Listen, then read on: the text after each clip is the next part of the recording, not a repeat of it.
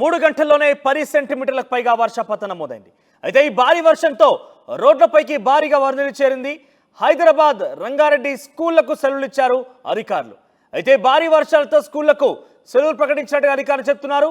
పార్సిగుట్టలో ఒక కారు కొట్టుకుపోయింది.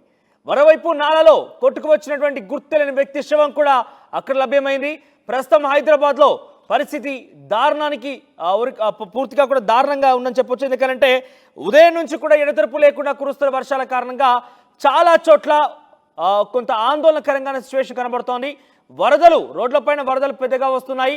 చాలా చోట్ల ఇబ్బందికర వాతావరణం ఉండడంతో హైదరాబాద్ రంగారెడ్డి జిల్లాలోని స్కూళ్ళకి సెలవులు ప్రకటించారు అధికారులు.